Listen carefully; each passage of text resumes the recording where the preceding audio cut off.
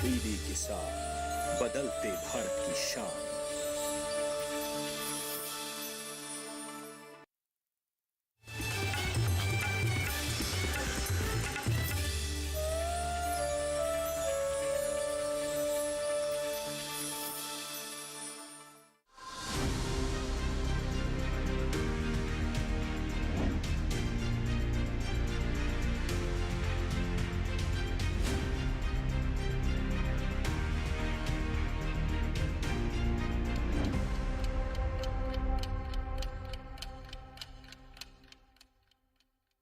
नमस्कार, दूरदर्शन किसान के कार्यक्रम विचार विमर्श में मैं अदिति शर्मा आप सभी का स्वागत करती हूं।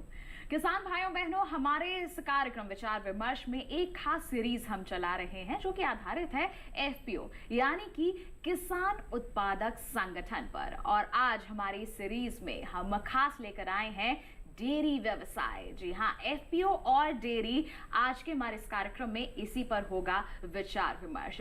किस तरह से इस व्यवसाय से मुनाफा अर्जित किया जा सकता है, एफपीओ अगर हम निर्माण कर लें, एफपीओ से जुड़ जाएं तो कैसे अपने मुनाफे को कई गुना तक बढ़ाया जा सकता है, हमारी सरकार किस तरह से इस दिशा में सहयोग दे रही है। आज इन्हीं सब विषयों पर विचार विमर्श करेंगे और हमारे विशेषज्ञ उपस्थित हैं हमारे साथ। तो आइए सबसे पहले परिचय करवाते हैं हमारे विशेषज्ञों का। बता दें, श्री बीएन सिंह जी हमारे साथ उपस्थित हैं, सीनियर एसोसिएट हैं ये एनडीडीबी डेयरी सर्विसेज में। साथ ही साथ श्री धर्मेंद्र चौधरी जी भी हमारे साथ उपस्थित हैं, चीफ एग्जीक्यूटिव हैं सखी मिल्क प्रोड्यूसर ऑर्गेनाइजेशन में। और साथ ही हमारे साथ सागर कंवर जी भी मौजूद हैं यहाँ पर। बता दें, ये कुमाती गांव पाली डिस्ट्रिक्ट से आए हैं और एक सफल महिला किसान हैं, एफपीओ से जुड़ी हुई हैं। और आप सभी तीनों ही विशेषज्ञों का मैं बहुत बहुत स्वागत करना चाहूंगी कार्यक्रम विचार विमर्श में।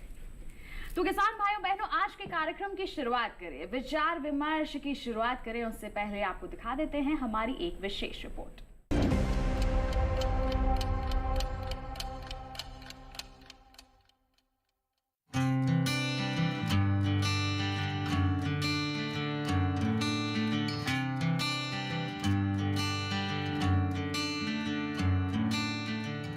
पशुधन क्षेत्र भारतीय अर्थव्यवस्था में कृषि का एक महत्वपूर्ण उपक्षेत्र है।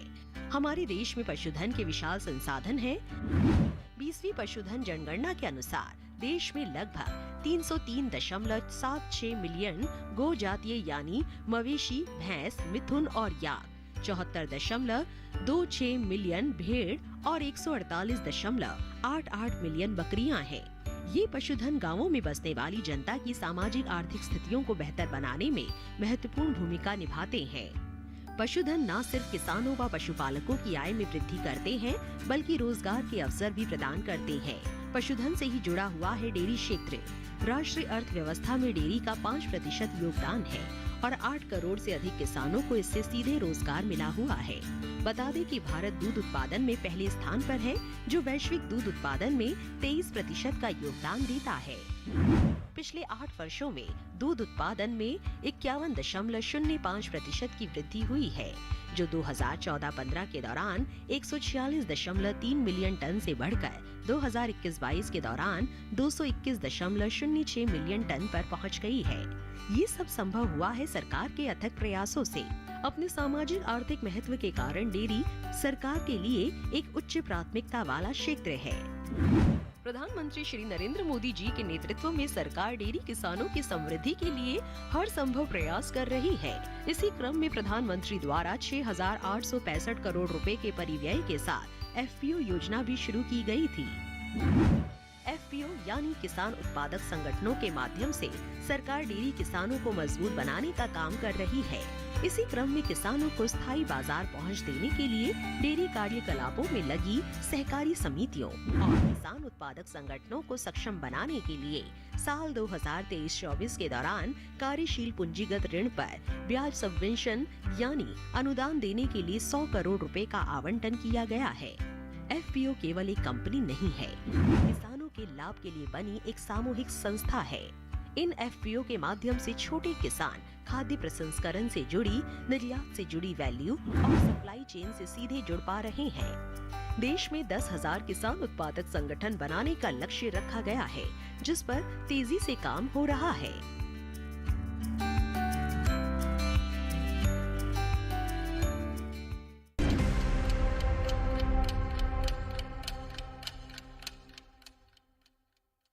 अभी हम सभी ने एक विशेष रिपोर्ट देखी और इसी के साथ हमारी चर्चा की हम यहाँ पर शुरुआत कर लेते हैं। और मैं सबसे पहले रुख करना चाहूंगी बीएन सिंह जी का।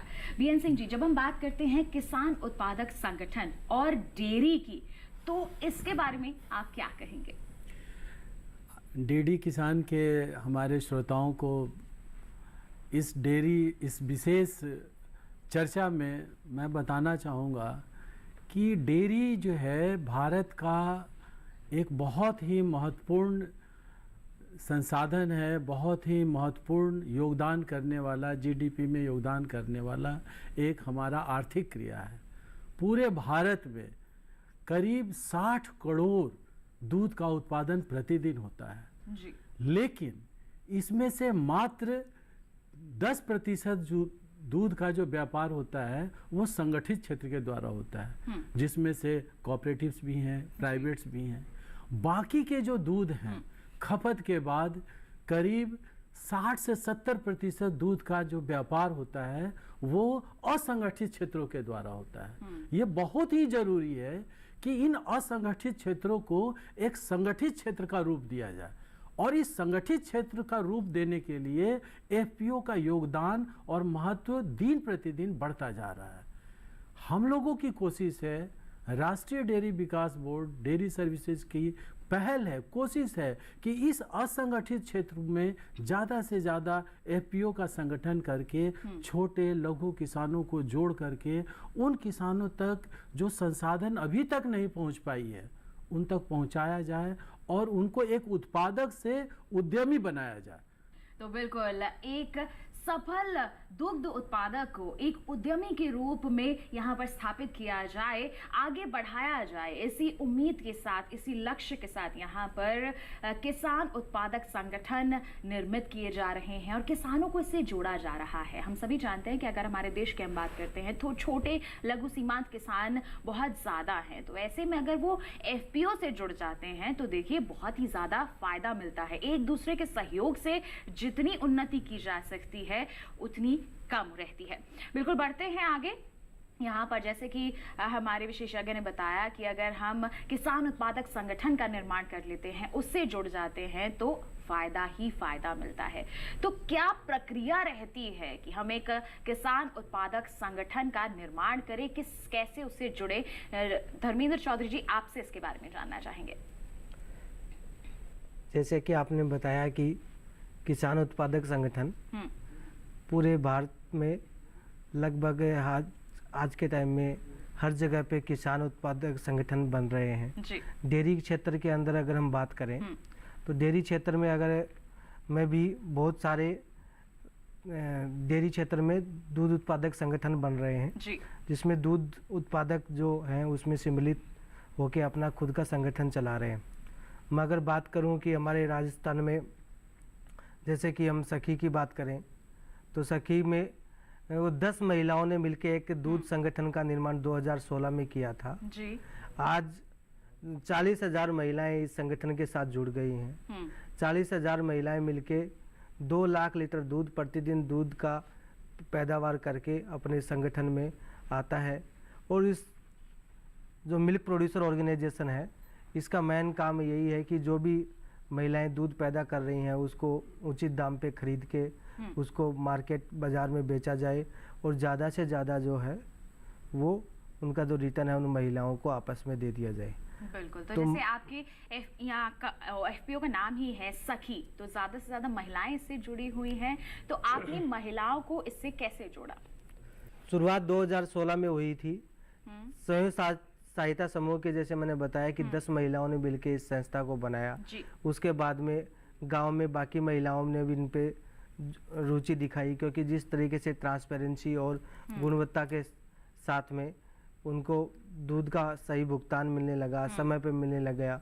जैसे मैं सखी दूध उत्पादक संगठन की बात करूं तो महीने में 3 बार उन महिलाओं के सीधा बैंक खाते में पैसा आ जाता है और उनको समय समय पे दूसरी सुविधाएं भी हम देते रहते हैं। जैसे उनके दूध खरीदने के अलावा जैसे उनको ट्रेनिंग देना, उनके पशुओं के लिए बहुत सारे एनिमल फीड प्रोवाइड करना, उनके पशुधन की जो के लिए वेटरनरी सर्विस देना, उनके पशु की नस्ल सुधार करने के लिए कृत्रिम गर्भाधान जो है वो सुविधाएं, बहुत सारी जो सुविधाएं हैं वो दूध उत्पादक संगठन उन महिलाओं के लिए करती है। दूसरा जो है कि ये जो संस्थान है, संगठन है, ये उन महिलाओं का ही एक तरह से 100% शेयर होल्डर है और महिलाएं इसकी मालिक हैं, और उस वजह से जो भी मुनाफा होता है साल के लास्ट में वो भी उनमें ही वितरित कर दिया जाता है। जी बिल्कुल। तो देखिए यहाँ पर एक छोटे से स्तर पर स्वयं सहायता समूह के स्तर पर यहाँ पर शुरुआत की गई थी, लेकिन आज ये एक बड़े संगठन के रूप में उभरा है। महिलाओं ने एकजुट होकर यहाँ पर ये सफलता अपने नाम की है। तो बाकी जो महिलाएं अभी हमारा कार्यक्रम देख रही हैं, आप भी ऐसा कुछ कर सकती हैं, आत्मनिर्भर बन सकती हैं, बस एक कदम उठाने की ज़रूरत है। और ऐसा ही कदम उठाया है आज के हमारी एक मेहमान ने भी। विशेष मेहमान हमारे साथ सागर कंवर जी उपस्थित हैं यहाँ पर।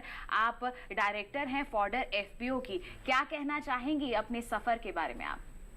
नमस्कार सभी भाइयों और बहनों, किसान महिलाओं को।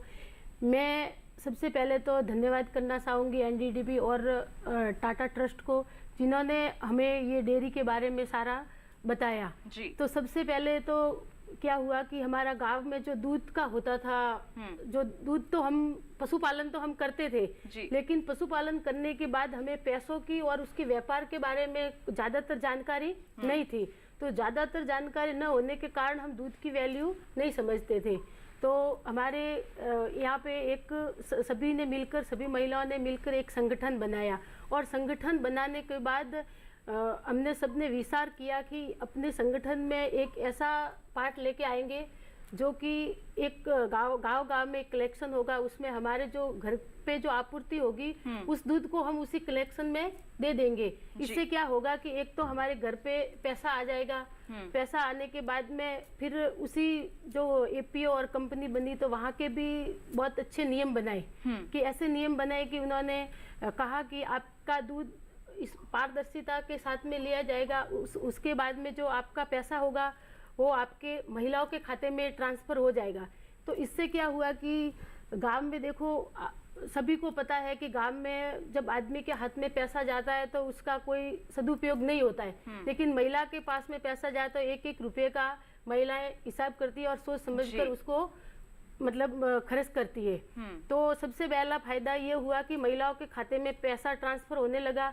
तो महिलाओं ने क्या किया कि अपने पैसे को मतलब अच्छे तरीके से अपने बच्चों की पढ़ाई में लगाया, फिर उन्होंने अपने पशुपालन में भी ज़्यादा से ध्यान दिया। जिस महिलाओं के पास में जो पशु रहने के लिए जो पशु घर नहीं थे तो उन्होंने पशु घर बनाए और एक दो और पशु बढ़ाए। तो पशु बढ़ाने के बाद में गांव में एक अच्छे तरीके से एक रौनक आ गई। और अभी मैं बड़े गौरव के साथ कह रही हूँ कि हर महिला इस पशुपालन में जुड़े और पशुपालन करना पसंद करे और अच्छी क्वालिटी के साथ। हमारे गांव के लोग तो देखो अच्छी क्वालिटी का दूध पीते, लेकिन हमारे भारत के लोग भी अच्छी क्वालिटी का और ये संगठन का दूध सेवन करेंगे तो बिल्कुल स्वास्थ्य भी बहुत बेहतर बना रहेगा। बिल्कुल बहुत ही अच्छी बात यहाँ पर कही है कि महिलाएं जो पशुपालन क्षेत्र से जुड़ी होती हैं लेकिन उन्हें उनके अधिकार नहीं मिल पाते, आत्मनिर्भर नहीं बन पाती हैं। वो एक बहुत ही अच्छा कदम है कि FPO से जुड़कर वो इस दिशा में बढ़ सकती हैं, अपने आप को एक अलग पहचान दिलवा सकती हैं। जो एक हमारे सामने जीता जागता उदाहरण है कि हमारी जो महिला सफल पशुपालक हैं उन्होंने ये करके भी दिखाया है और आज वो सफलता की ऊंचाइयों को छू भी रही हैं। तो यहाँ पर बात हो रही है कि किस तरह से FPO डेयरी बनाए जा सकते हैं। BN सिंह जी, आपसे जानना चाहेंगे अभी तक के आंकड़े क्या बताते हैं, कितने FPO बन गए हैं? 2 का तो उदाहरण हमारे सामने है ही कि जो सफल हो भी गए हैं। बहुत सही बात कहा आपने सखी का उदाहरण दिया। सखी जैसे हमारे देश में और राष्ट्रीय डेयरी विकास बोर्ड जो है उसी की एक अनुषंगी संस्था है राष्ट्रीय NDDB डेयरी सर्विसेज। ये इसका गठन 2009 में हुआ और अपने इस 12 या 13 साल के कार्यकाल के दौरान इन्होंने अभी तक पूरे भारत में 22 FPO बनाए हैं डेयरी क्षेत्र में जी। और वो एफपीओ आज के तारीख में उनका टर्नओवर 100 करोड़ से लेकर के 1200 करोड़ 1300 करोड़ तक का है जी। पूरे साल में अगर उन सारे एफपीओ का बिजनेस देखा जाए तो 7000 करोड़ से ज्यादा है जी। इन 22 एफपीओ जो है वो भारत के 10 राज्यों में अपना काम कर रहे हैं 130 जिला जो है को उन्होंने आच्छादित किया है और 23,000 से ज्यादा गांव में उनके दूध संकलन केंद्र हैं जहां पर करीब 8 लाख महिलाएं 8 लाख जो मेंबर्स हैं दूध उत्पादक हैं वो उससे जुड़े हुए हैं। इस 8 लाख से अधिक दूध उत्पादकों में से 71% जो है ना महिलाएं हैं। बिल्कुल। इस 22 एमपीओ में से करीब 13 तो एमपीओ ऐसे हैं एफपीओ ऐसे हैं जो कि पूर्ण रूप से महिलाओं के स्वामित्व वाली हैं। एफपीओ के बारे में हम अपने दर्शकों को बताना चाहेंगे एफपीओ के केंद्र में दूध उत्पादक है और इस दूध उत्पादन का काम अधिकांशतः महिलाएं करती हैं। बिल्कुल। और लघु और सीमांत क्षेत्र से हमारा ये दूध का व्यापार ज्यादा से ज्यादा हर गांव में फैला हुआ है। खास करके बहुत सारे हमारे ऐसे जिला हैं जो बाढ़ पीड़ित है जो पिछड़े हैं एस्पिरेशनल डिस्ट्रिक्ट्स हैं जहां तक बहुत सारी सुविधाएं नहीं पहुंच पाई है। हमारी संस्था का उद्देश्य है कि उन जिलों में हम एफपीओ का गठन करें और उस एफपीओ के गठन से ज्यादा गांव को जोड़ें ज्यादा से ज्यादा गांव में खास करके महिलाओं को जोड़े। जैसा कि हमने बताया कि 8 लाख महिलाओं में से 8 लाख मेंबर में से 71% जो है वो हमारी महिलाएं हैं और 65% लघु किसान हैं। अब आपसे एक ही बात इसके बारे में मैं आपको बताना चाहूंगा कि ये 65% ऐसे लघु किसान हैं जो अपनी ताकत पर अपने दूध के व्यापार को बढ़ा नहीं सकते हैं। वो 1 या 2 ही रख सकते हैं लेकिन आज उनके क्षेत्र में अगर एफपीओ का गठन हो चुका है और वो उसके मेंबर हो चुके हैं तो एफपीओ के माध्यम से बहुत सारी सुविधाएं उनके घर तक पहुंचती है। एफपीओ को बनाना तो आसान है लेकिन उसे सालों साल उसके व्यापार को बढ़ाते रहने के लिए सिर्फ एफपीओ का गठन करना पर्याप्त नहीं है। इसके लिए उसका संचालन भी बहुत जरूरी है। सफल संचालन बहुत सही बात कहा आपने। उसका गवर्नेंस ऐसा होना चाहिए ताकि सदस्यों की लॉयल्टी हमारे संस्था के प्रति बढ़े उनकी रुचि बढ़े उनमें जानकारी बढ़े। आज तक महिलाओं को इंफॉर्मेशन का एक्सेस नहीं था बैंकिंग का एक्सेस नहीं था। घर में दूध का उत्पादन महिलाएं करती थी लेकिन पैसा पुरुषों के हाथ में चला जाता है। आज एफपीओ के गठन के बाद में मैं बताना चाहूंगा अपने दर्शकों को कि हमारे इस 8 लाख लोगों का बैंक अकाउंट में 3, 13 और 23 को उनके द्वारा दिए गए दूध का पूरा भुगतान उनके बैंक में ऑटोमेटिक तरीके से और मोबाइल पर उसका अलर्ट बैंकों के माध्यम से जाता है।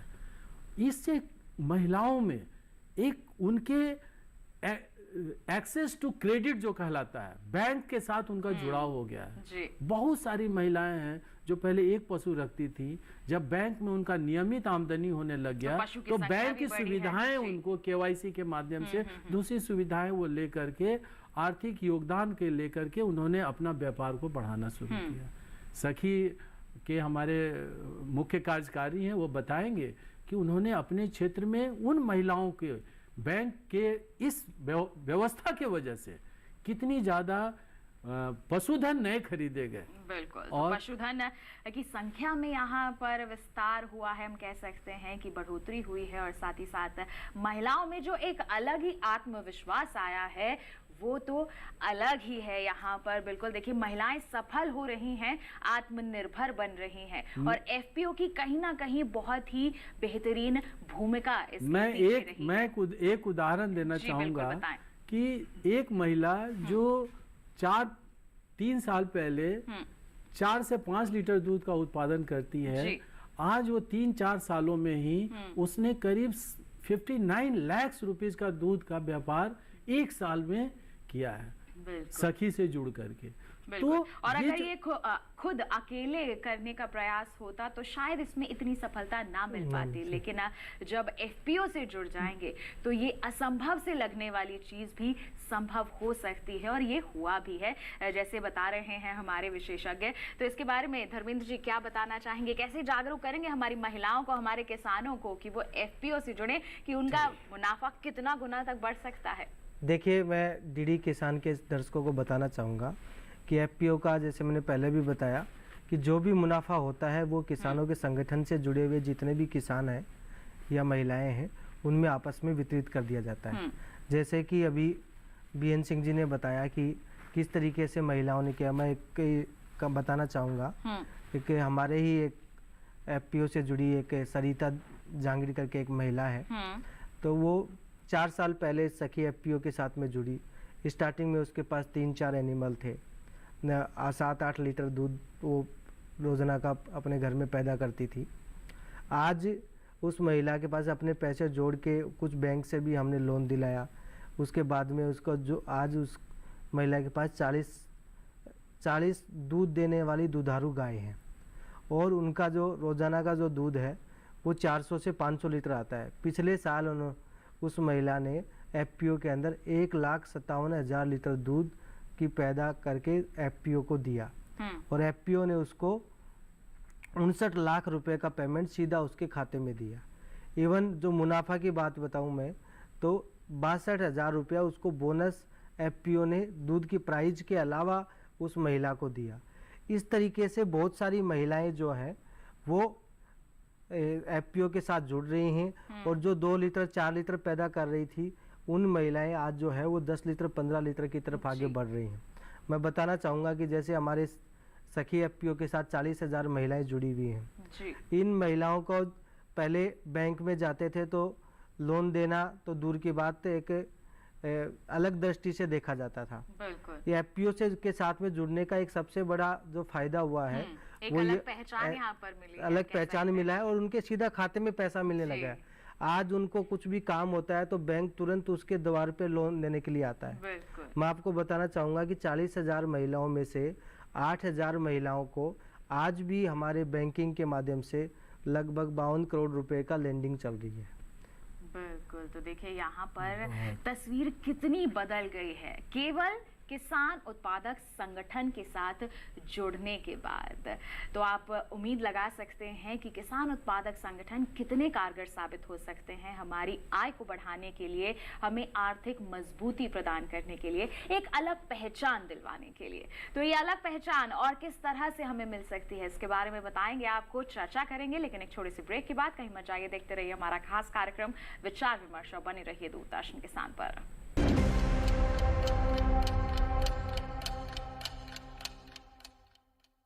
रोज सब्जी का स्वाद बढ़ाए और घर वालों का प्यार पाए, गोल्डी सब्जी मसाले। जहाँ जाए रिश्ते बनाए, गोल्डी मसाले।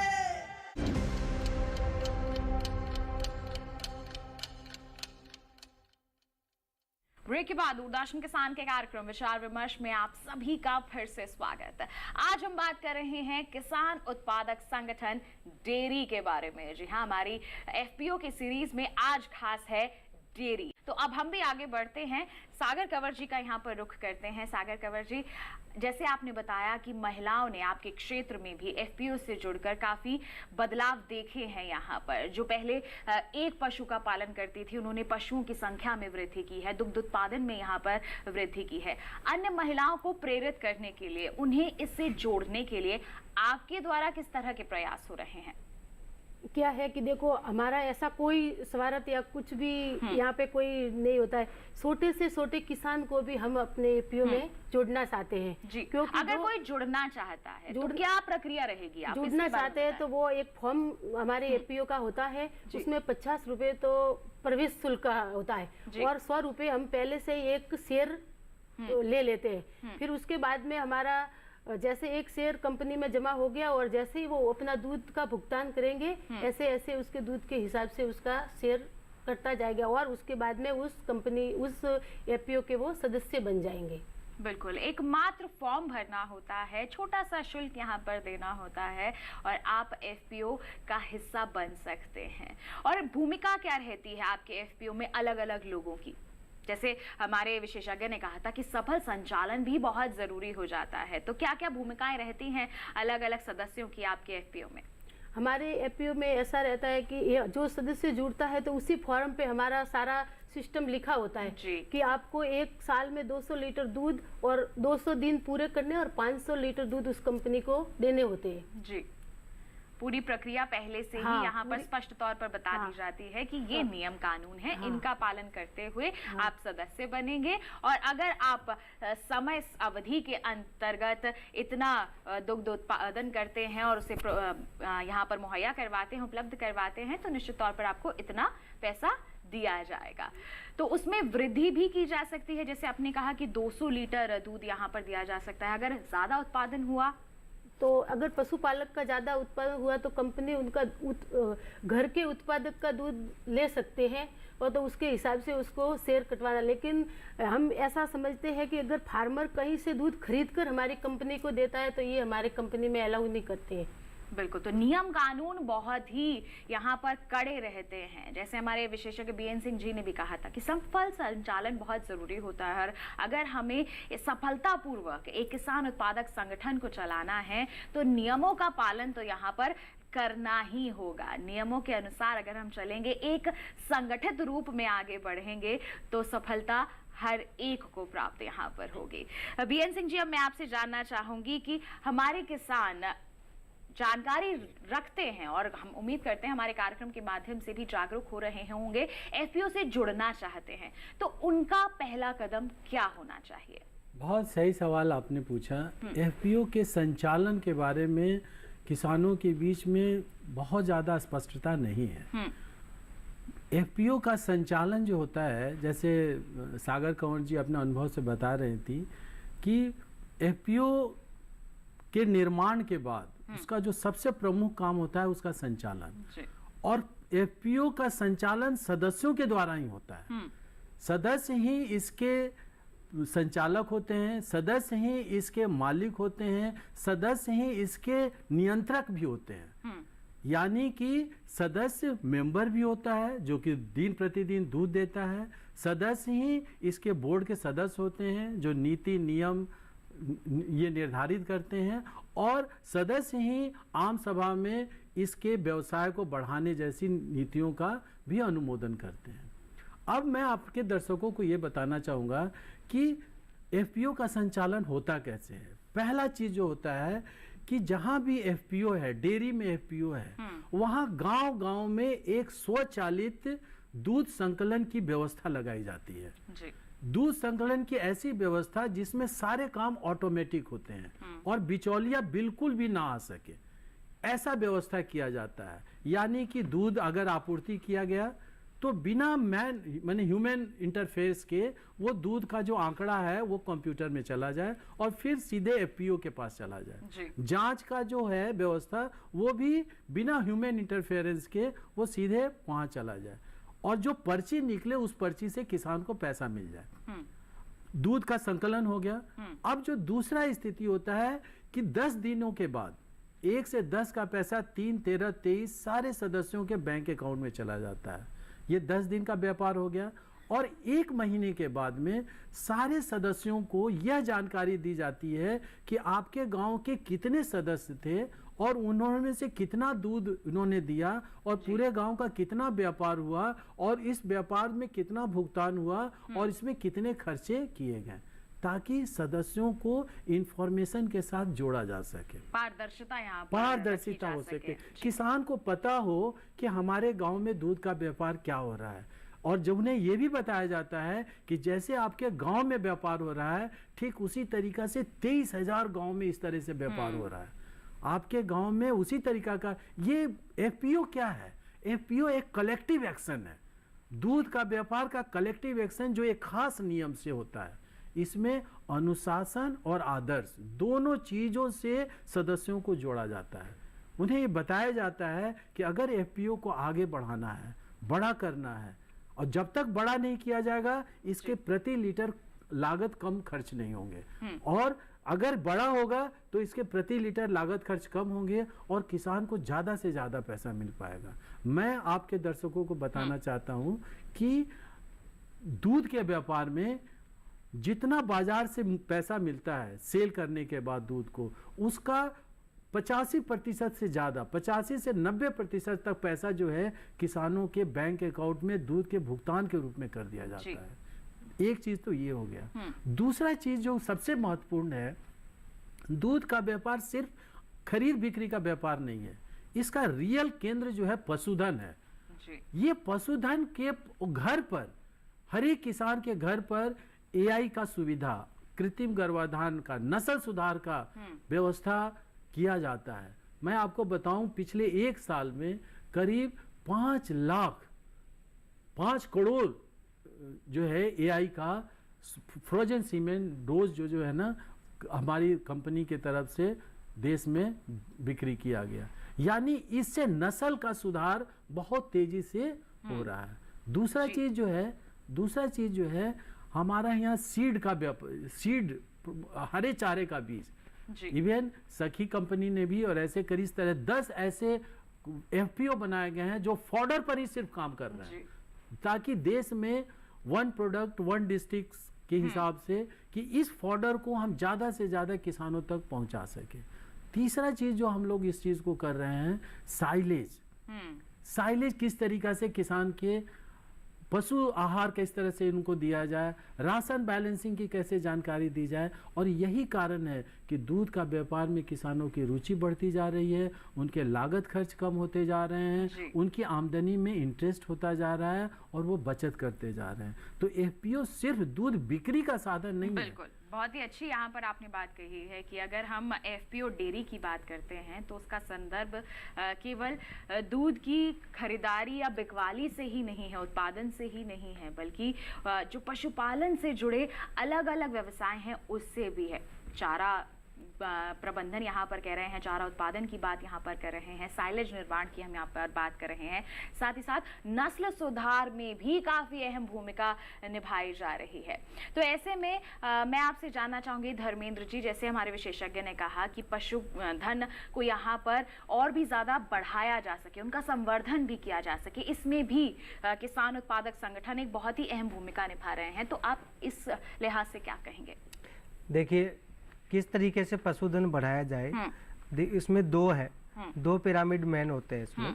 एक तो जो भी हमारे किसान भाइयों के पास या हमारी दूध संगठन से जुड़ी हुई महिलाओं के पास जो भी पशु हैं, एक तो उनका पर एनिमल जो प्रोडक्शन है उसको बढ़ाने के लिए पशु नस्ल सुधार किया जाए, उसको न्यूट्रिशन पे उन पे काम किया जाए, उनको अच्छा, क्योंकि दूध उत्पादक संगठन में जो महिलाएं या किसान भाई आपस में जुड़े हुए हैं उसमें मेन व्यवसाय तो दूध का है। तो दूध जो है वो पशुधन से ही पैदा होता है। तो पशुधन जो है वो अच्छी क्वालिटी का और ज़्यादा प्रोडक्टिविटी वाला जो मिल्क अगर प्रोड्यूस होता है अगर पशु से, तो उसके लिए उसको न्यूट्रिशन की अच्छा ज़रूरत है। दूसरा, अभी बहुत सारे जो वैक्सीनेशन का जो कार्यक्रम है वो अगर दूध उत्पादक संगठन प्रोवाइड करता है तो जिससे क्या है कि बीमार होने से पहले ही उसका उपचार हो जाए। दूसरा जो चीज़ है इसके अंदर कि एक तो जो एग्जिस्टिंग एनिमल है उस एग्जिस्टिंग एनिमल का ही ज़्यादा प्रोडक्शन हो। दूसरा ये है कि एक नई नस्ल सुधार के थ्रू, आर्टिफिशियल इंसेमिनेशन के थ्रू उनकी नस्ल जो है वो ज़्यादा प्रोडक्टिव वाले एनिमल्स के रूप में आगे चल के पैदा की जाए। तीसरा जो है वो किसान भाई कैसे बढ़ा सकते हैं, अगर उनको सही तरीके से अगर उनका है कि हमें पशुधन बढ़ाना है तो उसके लिए बहुत सारे बैंकिंग की भी स्कीम अवेलेबल हैं जिसके थ्रू वो नए पशु खरीद सकते हैं। दूध उत्पादक संगठन भी बैंकों के साथ उनके लिंकेज का काम कर रहा है। बहुत सारे, जैसे मैं सखी दूध उत्पादक संगठन की बात करें तो 8000 महिलाएं ने नए एनिमल पिछले 3 साल में खरीदे हैं। जैसे मैं पहले भी बता रहा था कि 52 करोड़ की लैंडिंग चल रही है। तो इस तरीके से जो बहुत सारी भारत सरकार की या सरकार की भी जो स्कीम चल रही है उसका फायदा उठा के जो दूध उत्पादक संगठनों के थ्रू और वो किसान भाई अपना दूध की पैदावार को बढ़ा सकते हैं। बिल्कुल। तो देखिए यहाँ पर कितनी अच्छी भूमिका हम कह सकते हैं किसान उत्पादक संगठन की रहती है कि पशुपालन क्षेत्र में एक कुल मिलाकर विकास ही हो रहा है अगर सब मिलकर काम कर रहे हैं। यहाँ पर फॉडर एफपीओ की बात की गई थी और सागर कंवर जी एक ऐसे ही एफपीओ की सदस्य हैं, हम कहें कि डायरेक्टर हैं, तो अपने एफपीओ के बारे में क्या कहेंगी आप? हमने सबने एक विचार विमर्श करके एक एफपीओ बनाया है कि मैं एक उदाहरण के साथ में कह सकती हूँ कि अगर इंसान को जब भूख लगती है तो हम मॉल में या किसी जगह पे जाकर एक वेफर खरीद कर खा सकते हैं जी। लेकिन कोई बहुत सारी बारिश हो रही है, कभी अकाल पड़ रहा है, तो हम पशुओं को क्या खिलाएंगे? तो पशुओं को खिलाने के लिए हमारे पास ये सारा का प्रबंधक होना चाहिए। ये सोचकर क्या हुआ है कि देखो सारे का कुछ भी प्रबंधक हमारे एरिया में नहीं है, तो क्या हुआ कि ऐसे ही सारे होता है तो जिसके पास में जो स्टोरेज होता है वो तो स्टोरेज कर लेता है, लेकिन जो बाकी के जो छोटे छोटे पशुपालक है तो उनके पास में सारे की दिक्कत रहती है। ये सारा सब चीज सोचने के बाद में हमने एक एफपीओ का निर्माण किया कि आने वाले समय में अगर कोई छोटा किसान भी अगर पशुपालक करेगा तो उसको सारे के प्रति कोई दिक्कत नहीं होगी। और उसके बाद में जो खेत में जो लगाते हैं तो अलग अलग वैरायटी का है, मतलब खराब बीज पशु सारे का लगा देते हैं, तो हमने एफपीओ की जानकारी से हमने अच्छी वैरायटी का बीज लगाएंगे, उससे अच्छा सारा उत्पादक होगा और उसके बाद में और भी अच्छे तकनीकी तरीकों से हम सारा उत्पादक करेंगे। और सबसे बड़ी बात यही रहेगी कि हमारे पशुओं को कभी ऐसी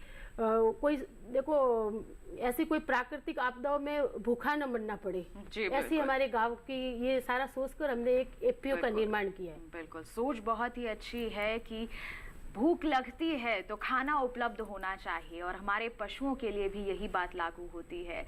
अगर किसी भी परिस्थिति के चलते, प्राकृतिक आपदा के चलते कोई ऐसी हालत आ जाए कि हमारे पास चारा नहीं है, तो ऐसे में एक किसान उत्पादक संगठन जो चारा उत्पादन से जुड़ा हुआ है, अच्छी तरह से भंडारण कर रहा है, वो उपलब्ध करवा सकता है ऐसी जगहों पर उस चारे को और पशुओं को भूखा बिल्कुल ना रहना पड़े, इसके लिए अच्छी भूमिका भी निभा सकता है। तो चारा प्रबंधन और साथ ही साथ जैसे कहें नस्ल सुधार पर भी यहाँ कार्य किया जा सकता है और हो भी रहा है। यहाँ पर एक बहुत ही अच्छी चीज होती है जब हम बात करते हैं डेयरी की अपनी आय को बढ़ाने के लिए, वो होती है प्रसंस्करण यानी कि प्रोसेसिंग। तो बीएन सिंह जी, आपसे जानना चाहेंगे कि क्या किसान उत्पादक संगठन जो प्रसंस्करण है उससे भी जुड़कर यहाँ पर किसानों को फायदा पहुंचा सकता है?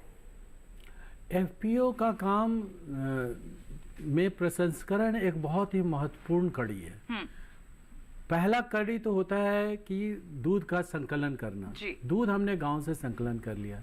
फिर दूसरा कड़ी होता है कि उसका शीतक करना, उसे ठंडा करना, और ठंडा करने के बाद में अगर तीसरी कड़ी ये होती है कि हम इसका प्रोसेसिंग करें ताकि इसका लाइफ लंबा किया जा सके, और चौथी कड़ी होती है उसकी मार्केटिंग करना।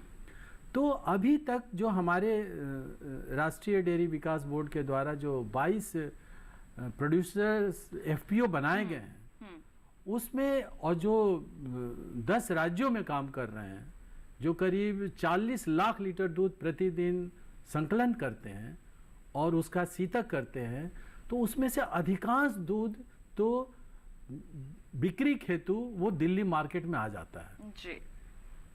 ये आपको पता है मदर डेयरी यहाँ पर 35 से 40 लाख लीटर दूध प्रतिदिन दूध, तो ये जो दूध आता है ये दूध उत्पादकों से आता है, मेंबरों से आता है, एफपीओ के सदस्यों से आता है, जिससे काफी गुणवत्ता के सारे जांचों के माध्यम से इसे लाया जाता है। जो दूध बच जाते हैं उस दूध का संस्करण होता है।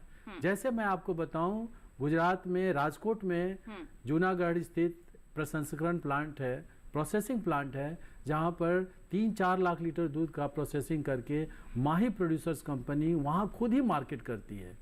दूसरी कंपनी जो है पायस, जो जयपुर में है, वो भी बचे हुए दूध को वो लोकल मार्केट में वो प्रोसेसिंग करके मार्केटिंग करती है। आगरा में सहज मिल्क प्रोड्यूसर्स कंपनी है, वो भी, लेकिन अभी इन कंपनियों का जो फेज है अभी इन लोगों ने अपना 10 साल 8 साल पूरा किया है। इस फेज में इन लोगों के पास प्रोसेसिंग कैपेसिटी जो है इन लोगों ने आउटसोर्स किया है, लेकिन प्रोसेसिंग करके कुछ दूधों को ये अपने लोकल मार्केट में भेजते हैं, लेकिन प्रोसेसिंग एक इम्पॉर्टेंट पार्ट होता है एफपीओ का। बिल्कुल, तो जैसे आपने कहा कि कई प्रोसेसिंग कंपनियां हैं जो अभी ऑलरेडी स्थापित है, पहले से ही स्थापित है। आपकी संस्था द्वारा क्या इस दिशा में भी नए नए एफपीओ का निर्माण करवाया जा रहा है, किसानों को या पशुपालकों को इससे जोड़ा जा रहा है ताकि वो भी प्रसंस्करण की दिशा में आगे बढ़ें और अपने मुनाफे को और ज़्यादा बढ़ा सके? आपके दर्शकों के लिए ये बहुत ही रोचक विषय होगा कि ये जो 22 मिल्क प्रोड्यूसर्स कंपनियां हैं वो देश के सुदूर सारे इलाके में हैं जी। 8 प्रोड्यूसर्स कंपनी जो है 8 एफपीओ जो है वो उत्तर प्रदेश में है जी, जहां बुंदेलखंड में, ये काशी में है, रायबरेली में है, आगरा में है, फिर गोरखपुर में है। ये सारे जगह महिला सामर्थ्य योजना के माध्यम से, महिला सामर्थ्य योजना के आर्थिक सहायता से ये एफपीओज बनाए जा रहे हैं। फिर राजस्थान में 4 एफपीओज काम कर रहे हैं, पायस है, सखी है, आशा है और उजाला है। उसी तरीका से मध्य प्रदेश और बिहार में 2-2 एफपीओज काम कर रहे हैं। मोतिहारी जैसा सुदूर इलाका जो बाढ़ पीड़ित हुआ करता था, आज वहाँ 1 लाख से ज़्यादा दूध का संकलन वो एफपीओ के द्वारा इन 4 सालों में स्टार्ट हो चुका है। सहरसा, सुपौल, मधेपुरा, वो कोसी का क्षेत्र था जहाँ पर किसानों के पास न फॉडर की सुविधा होती थी, बाढ़ ग्रसित हुआ करता था, लेकिन इन 4 सालों में महिलाओं के स्वामित्व वाली एक कौस्की महिला मिल्क प्रोड्यूसर्स कंपनी बनाया गया है जो आज 1 लाख से ज्यादा लीटर दूध ले रही है। तो देश के लगभग हर क्षेत्र में आपने कहा कि यहाँ पर एफपीओ का निर्माण किया गया है, गठन किया गया है। एक एफपीओ का और हम आपको बताना चाहेंगे, यवतमाल में बहुत सूखाग्रस्त क्षेत्र है और पानी वगैरह की भी बड़ी कम व्यवस्था है, और आज वो हिंदुजा महिला मिल्क प्रोड्यूसर्स कंपनी है और वो भी आज 40-50 हजार लीटर दूध का संकलन कर रही है। तो ये एफपीओ का जो संगठन है, एकता में जो बल है जो कहते हैं, तो एफपीओ जो है ये एकता का प्रतीक है।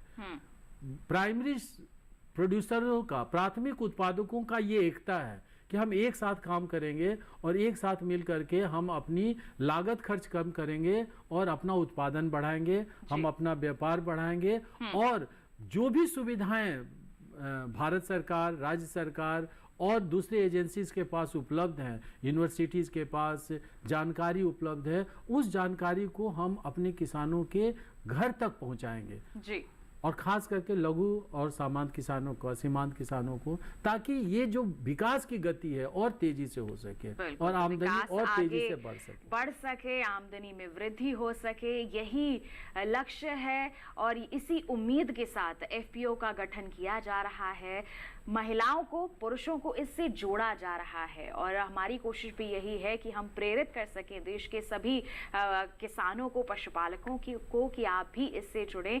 जैसे अभी तक लोग सफल हुए हैं इन संगठनों से जुड़कर, आप भी ज़रूर सफल हो सकते हैं, आर्थिक स्थिति में बदलाव ला सकते हैं। कई तरह की समस्याएं होती हैं जब हम किसी व्यवसाय से जुड़ते हैं, उन्हीं समस्याओं का समाधान हमें एक संगठन के तहत आसानी से मिल जाता है। और किस तरह से हम इसकी ओर बढ़ सकते हैं, इसका हिस्सा बनकर अपने आप को सफल बना सकते हैं, जानेंगे, लेकिन एक छोटे से ब्रेक के बाद। कहीं मत जाइए, देखते रहिए हमारा खास कार्यक्रम विचार विमर्श, बने रहिए दूरदर्शन किसान पर।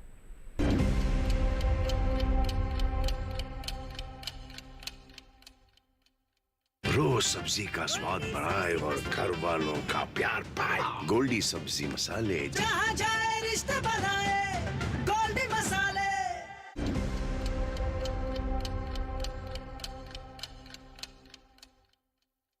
ब्रेक के बाद दूरदर्शन किसान के कार्यक्रम विचार विमर्श में आप सभी का फिर से स्वागत है।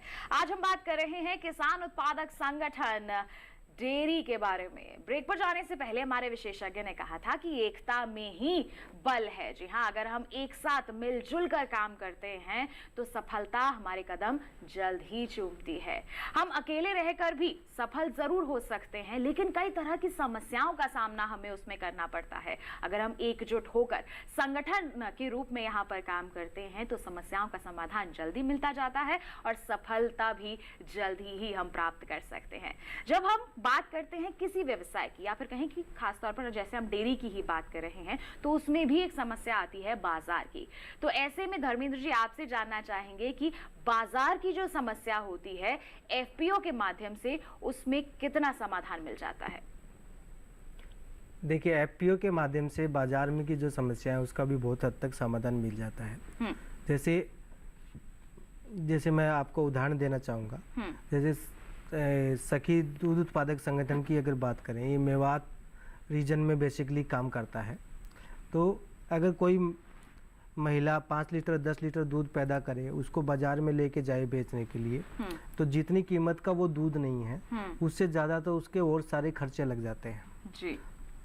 तो संगठित होकर अगर यही गांव की सारी महिलाएं मिलके अगर 500-1000 लीटर दूध गांव में इकट्ठा होता है और उसको वो बाज़ार में बेचने चाहे, तो वो एक 50-100 महिलाओं का एक संगठन के रूप में एक तरह से उनका अच्छे से मोल भाव भी कर सकती है और वो उसको अच्छे दाम से बेच भी सकती है।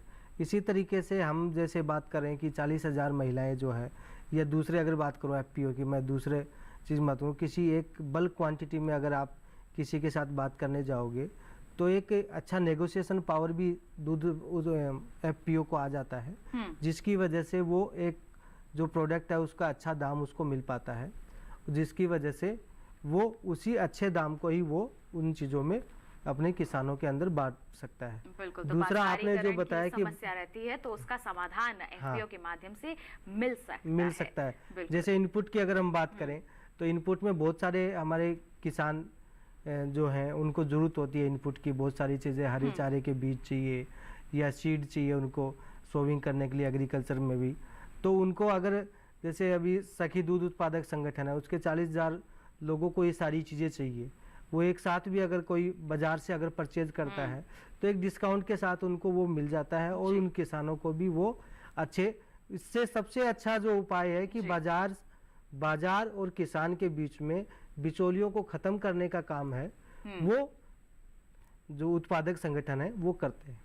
बिल्कुल। तो बिचौलियों का भी जो है हम कह सकते हैं कि बहुत परेशानी बनी रहती थी कि बिचौलियों के चलते अच्छे दाम नहीं मिल पाते थे और हम कह सकते हैं ऊंचे दाम यहाँ पर देने पड़ते थे। तो ऐसे में पारदर्शिता आती है, बाजारीकरण की जो समस्या है वो भी काफी हद तक खत्म हो जाती है।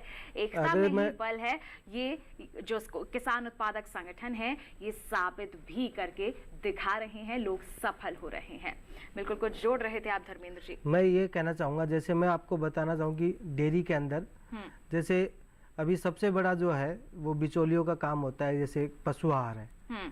तो पशु आहार जो है वो कैटल फीड जो है सभी किसानों की जरूरत होती है जो पशु रखता है। अभी आज भी अपने भारत देश में जो मैक्सिमम जो पशु आहार है वो बिना स्टैंडर्ड का जो है 60 से 70% किसान है वो बिना किसी स्टैंडर्ड का, बिना किसी लेवल का खरीदने के लिए मजबूर हैं इन्हीं बिचौलियों की वजह से। ये सारे दूध उत्पादक संगठन हैं, ये अच्छी क्वालिटी का संतुलित पशु आहार ये अपने किसानों के पशुओं के लिए देते हैं, जिससे पशु का स्वास्थ्य भी सही रहता है और उनको अच्छी गुणवत्ता का दूध भी वो उससे पशु से प्रोड्यूस कर सकते हैं, जिससे उनको अच्छी गुणवत्ता के साथ में उसको अच्छी दूध का अच्छा प्राइस उसको मिल पाता है। बिल्कुल, गुणवत्ता युक्त दुग्ध उत्पादन होता है तो अच्छे दाम भी यहाँ पर हमारे पशुपालकों को मिल पाते हैं। तो ये बहुत बड़ा है कि संगठन क्षेत्र में काम करना। हम कह सकते हैं कि अगर किसान उत्पादक संगठन से आप जुड़ते हैं तो कई तरह की समस्याओं का समाधान आपको आसानी से मिल जाता है। बिल्कुल सागर जी, अब मैं आपके पास आना चाहूंगी। कार्यक्रम जो है अंतिम पड़ाव पर है, ऐसे में मैं चाहूंगी कि आप हमारे देश के जो पशुपालक हैं, खासतौर पर महिलाएं जो है, उन्हें क्या संदेश देना चाहेंगी, वो आगे कैसे बढ़े? मैं एक अपने एक फार्मर किसान और पशुपालक महिला होने के नाते मैं ये कहती हूँ कि आने वाली पीढ़ी पशुपालन और खेती में कम रुचि ले रही है, लेकिन मैं बड़े गौरव के साथ कह रही हूँ कि ऐसा कोई बिजनेस नहीं है जो एक सुबह पैसा लगाए और शाम को इसमें बेनिफिट रहता है। लेकिन मैं ये बड़े दावे के साथ कहती हूँ, अगर सुबह ही अपने 50,000 की भैंस खरीदी तो शाम तक आपको 500 का व्यापार चालू हो जाएगा। तो धीरे धीरे मैं सभी पशुपालक महिला और भारत के सभी किसानों को कहना चाहती हूँ कि पशुपालन से बड़ा कोई व्यापार ही नहीं है। और इसी व्यापार के देखो छोटे छोटे किसान एक पशु रखते हैं, उसी छोटे छोटे किसानों के पशुपालक से हमारा भारत दूध उत्पादक में पहले नंबर पे है। बिल्कुल। और वो सब देखो, दिल्ली के लोग तो दूध और पशुपालक नहीं खरीद सकते, लेकिन रात को भी अगर उनको दूध की जरूरत पड़ती है तो मैम आप हमारे पशुपालकों की वजह से दूध खरीद सकते हैं। बिल्कुल। तो मैं यही कहना 24 घंटे दूध की उपलब्धता रहती है और ये मेहनत तो पशुपालकों के चलते ही होती है। बिल्कुल, ये संभव हो पाता है पशुपालकों की मेहनत के चलते ही। तो देखिए, हमारे देश के किसान, हमारे देश के युवा जो अलग अलग स्टार्टअप से जुड़ रहे हैं, उनके लिए एक बहुत ही बेहतरीन आइडिया दिया है हमारी मेहमान ने कि आप पशुपालन व्यवसाय से जुड़ सकते हैं, एक संगठन बनाइए। आप इस दिशा में अगर बढ़ते हैं, दूध उत्पादन में देखिए देश हमारा नंबर 1 पर है पूरे विश्व में, इसकी उपलब्धता हमें चाहिए ही चाहिए होती है। तो ऐसे में ये बहुत ही अच्छा मुनाफा दिलवाने वाला व्यवसाय साबित हो सकता है। आपका क्या संदेश रहेगा बीएन सिंह जी हमारे दर्शकों के लिए? मैं दर्शकों से यही कहना चाहूँगा कि ये आज का समय जहाँ उदारीकरण है, डिजिटलाइजेशन है, बैंकिंग इतने अच्छी व्यवस्था दे रही है, आपके पास क्रेडिट की सुविधाएं हैं। वो पहले का ज़माना था जिसमें व्यापार करना थोड़ा मुश्किल होता था।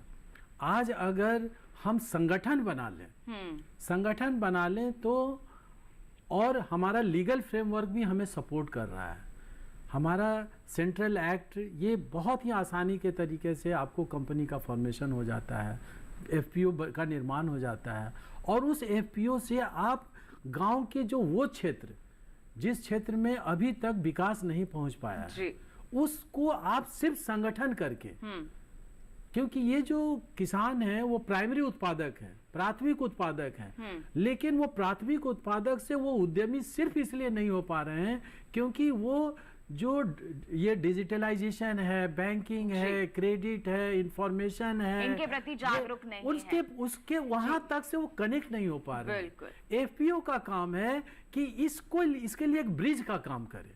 बिल्कुल। और जहां जहां भी ये काम हो रहा है, अब जैसे सखी ने एक ब्रिज के रूप में वहां के किसानों को 40,000 घरों को इन सुविधाओं से जोड़ दिया, बाजार से जोड़ दिया, डिजिटलाइजेशन से जोड़ दिया। आज इन्होंने हर एक महिला के हाथ में एक ऐप है जिसमें उनके मेंबर्स के सारे डिटेल्स हैं, उनके सारे दूध का क्वालिटी है, कब कितने बजे कितना पैसा मिला है उसकी जानकारी है।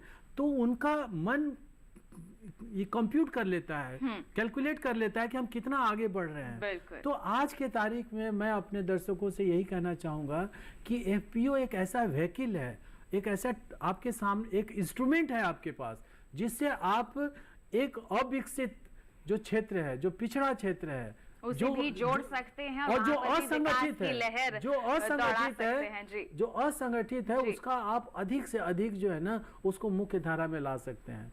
और राष्ट्रीय डेयरी विकास बोर्ड ने ये करके दिखाया है 10 सालों में जो 22 एमपीयू बने हैं और जिसमें 8 लाख से ज्यादा घरों को जोड़ा गया है। बिल्कुल। तो विकास की लहर और बदलाव की लहर तो यहाँ पर तेजी से दौड़ ही रही है। बिल्कुल, बहुत ही अच्छी भूमिका यहाँ पर। एक मैं कहना चाहूंगा एफपीओ का, जैसे आपका ये है कि डीडी किसान का जो स्लोगन है बदलते भारत किसान, वैसे मैं एक ग्रामीण भारत के लिए बताना चाहूँगा कि एफपीओ जो है वो भी ग्रामीण भारत किसान है। बिल्कुल, ग्रामीण भारत की शान है किसान उत्पादक संगठन। हमारे किसानों की भी शान बन सकता है बशर्ते आप इससे जुड़ें। जैसे कि हमारे तीनों ही विशेषज्ञों ने अहम जानकारियां यहाँ पर साझा की हैं कि एफपीओ यानी कि किसान उत्पादक संगठन से जुड़कर जो हमारे अविकसित क्षेत्र भी हैं, जो हमारे छोटे और लघु किसान भी हैं, सीमांत किसान भी हैं, वो भी विकास की राह पर आगे बढ़ सकते हैं। और ये संभव हो भी रहा है और ऐसी ही संभव या फिर कहें कि ऐसी ही सफल दास्तानें हम आप तक पहुंचा भी रहे हैं हमारी इस खास सीरीज के माध्यम से। उम्मीद करते हैं जितनी भी जानकारियां इस सीरीज के माध्यम से आप तक पहुंच रही हैं सभी आपके लिए लाभकारी साबित हो रही होंगी। और जानकारियां कौन पहुंचा रहे हैं? हमारे विशेषज्ञ और एफपीओ के सदस्य जो सफलता की ऊंचाइयों को छू रहे हैं। उनका बहुत बहुत धन्यवाद देना चाहूंगी। आप यहाँ पर पधारे और आपने इतनी अहम जानकारी, अपने अनुभव सभी के साथ साझा किए। बहुत बहुत धन्यवाद। तो किसान भाइयों बहनों, आज के हमारे इस कार्यक्रम में आपने जान लिया कि डेयरी व्यवसाय से अगर आप जुड़े हुए हैं और आप एफपीओ का भी हिस्सा बन जाते हैं तो आप अपने मुनाफे को कितना गुना तक बढ़ा सकते हैं। उम्मीद करते हैं अब इस दिशा में आप भी जरूर आगे बढ़ेंगे। साथ ही आपको बता दें कि आपके पास अगर कोई सवाल है, कोई सुझाव है हमारे कार्यक्रम के लिए तो वो भी आप हम तक पहुंचा सकते हैं। आप हमें ईमेल कर सकते हैं। ईमेल आईडी है vichar-vimarsh08@gmail.com। यह हमारी ईमेल आईडी है। तो किसान भाइयों बहनों, इसी उम्मीद के साथ कि ये जानकारियां हो रही हैं आपके लिए फायदेमंद साबित, अगले अंक में फिर होंगे हम हाजिर, एक नए विषय पर करेंगे विचार विमर्श। तब तक के लिए दीजिए इजाजत, लेकिन आप बने रहिए दूरदर्शन किसान पर। नमस्कार। धन्यवाद।